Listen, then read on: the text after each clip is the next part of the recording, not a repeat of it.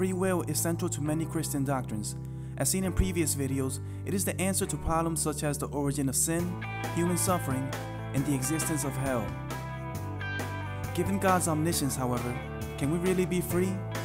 The argument goes like this. God's knowledge of the universe is perfect in every way. He cannot be wrong about anything, including future events. Therefore, if He already knows what we are going to do before we do it, then we cannot possibly be free to do anything other than that which God already knows we are going to do. For example, if God knows that at 5 o'clock you are going to eat an apple, then come 5 o'clock you are going to eat that apple. You cannot possibly eat an orange or anything else for that matter, because that would mean that God was wrong, which is not possible, for God is perfect. You are not free then to do anything other than what God already knows you are going to do. And if you are not free, then you have no free will. It is important to note that this is not an argument against God or even against Christianity. It is merely an argument against free will. Rather than force us to reject God or Christianity, its truth would merely force us to reevaluate our concept of free will and possibly change our understanding of related doctrines such as the origin of sin.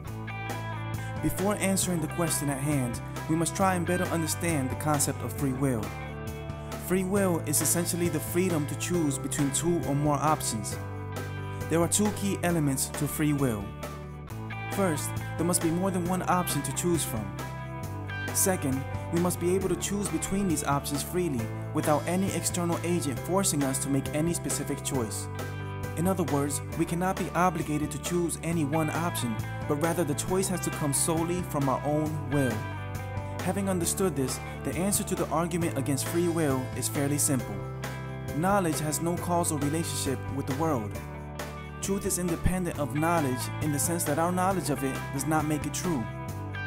For example, 1 plus 1 isn't 2 simply because I know it is 2, rather it is 2 in and of itself, and I just happen to know it. Even if nobody knew that 1 plus 1 equals 2, it would still equal 2 because truth is independent of our knowledge of it. Similarly, God's knowledge of future events does not make these events happen. The fact that God knows what I am going to do before I do it doesn't mean that He is the one making me do it. Rather, I freely choose to do it, and God just happens to know it beforehand. God's omniscience, then, does not violate any of the two key elements of free will. As Christians, then, we may continue affirming God's perfect knowledge of future events while maintaining our belief in human free will. And if it does turn out that our belief in human free will is indeed false, that would only mean that we were never really free to believe otherwise in the first place. Either way, there is no good reason to reject our concept of free will. You are indeed free to make your own choices, such as the choice between believing in God or rejecting Him. The only remaining question to be asked then is, what will you choose?